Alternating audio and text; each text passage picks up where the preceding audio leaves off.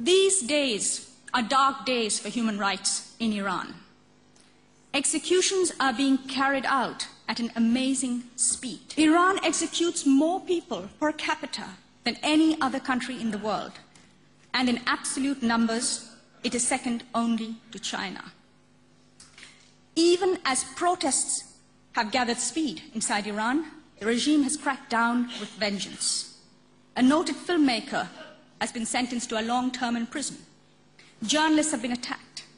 Women activists have been incarcerated for demanding equality.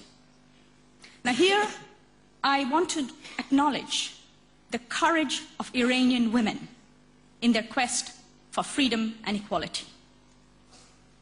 And I think we should all acknowledge that.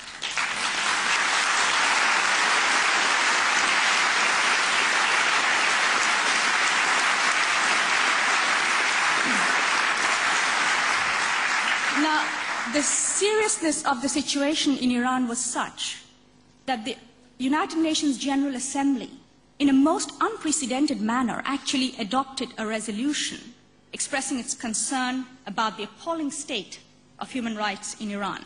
It mentions torture, violence against women, repression of ethnic and religious minorities, and lack of accountability for human rights violations that followed the post-2009 presidential elections. Now, you might say, what is another General Assembly resolution? Yet another paper. But I would ask you to note that we are talking about the United Nations General Assembly, where the majority of governments come from the developing world. This is not the West criticizing Iran. This is the world criticizing Iran. And there is a shift there, and we need to take that shift into account. Now, I'm an eternal optimist. In the human rights business, you have to be an optimist.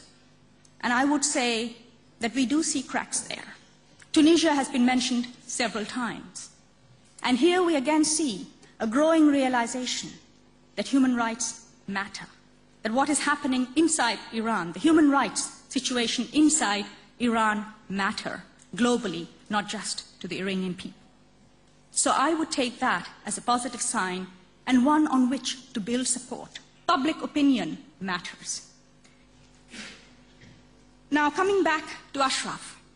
The residents of Ashraf were designated by the US as protected persons under the Geneva Convention. And there is now some debate as to whether or not that status has lapsed. But whichever way you argue the law, whichever position you take, international law makes it very clear that no one can be returned to a place where he's likely to be tortured. No one can be ill-treated. Civilians must be treated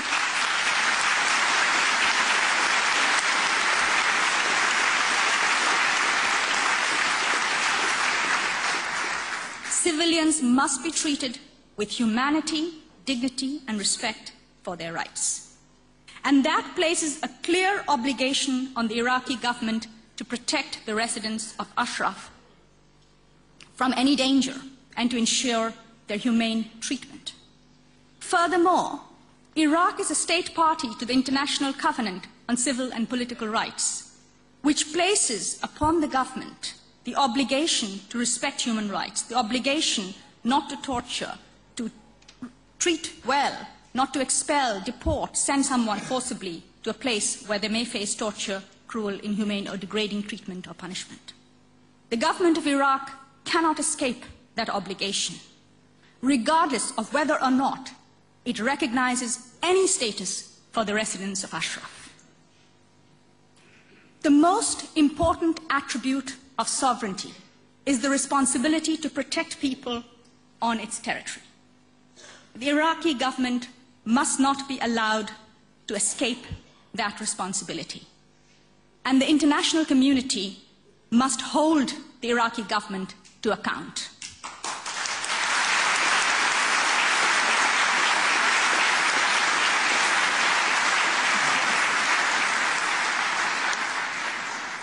Pressure and accountability are the tools that the human rights system uses to hold governments to their obligations. Those tools have to be now applied to the Iraqi government. And I don't believe the international human rights system is doing that enough in the case of Ashraf. They need to wake up to their own responsibility in that respect. Now, there is no confidence among the Ashraf residents that the Iraqi authorities will protect them or assist them. On the contrary, there is fear that the opposite is happening. And of course, the behavior of the Iraqi authorities gives substance to those fears. And so, what is the role then of the international community?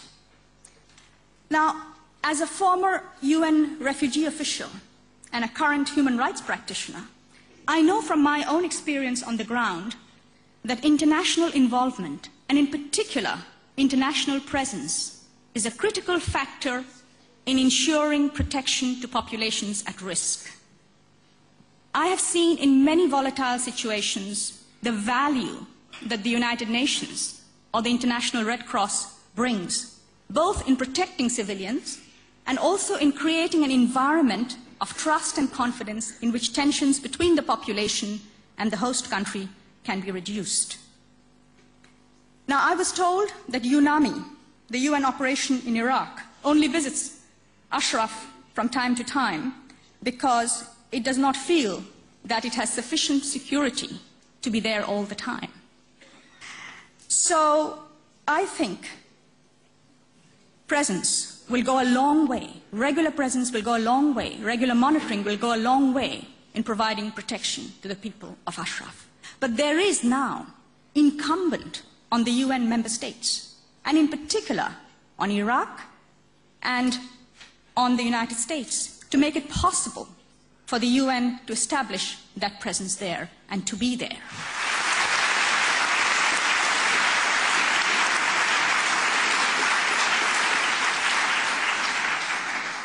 This is precisely the kind of situation where cooperation between the multilateral human rights system and member states like the US can help to diffuse tensions, depoliticize the situation, and ensure that all sides recognize that this is first and foremost a humanitarian problem that requires a humanitarian solution.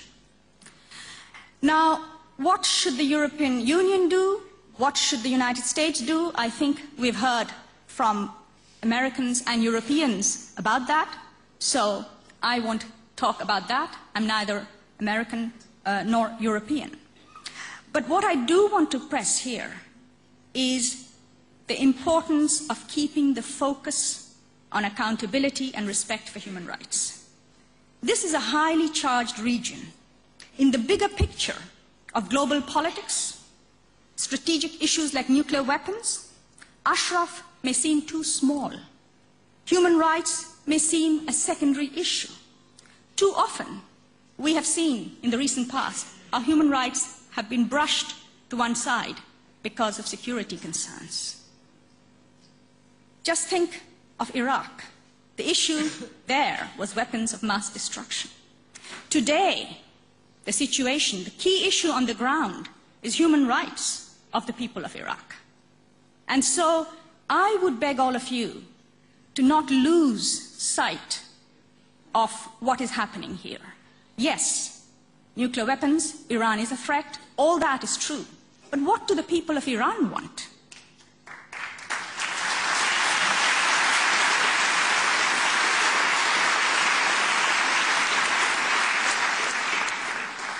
Let's not instrumentalize the human rights of the people of Iran. They have a right to their freedom, they have a right to struggle for their freedom, they have a right to enjoy their freedom, and we have an obligation to support them in their struggle for rights. And that is what Ashraf is all about. It is about focusing on the human rights of the people. It is about focusing on the dignity of the Iranian people. And that's where we should begin with, and that is where we should aim for. Thank you.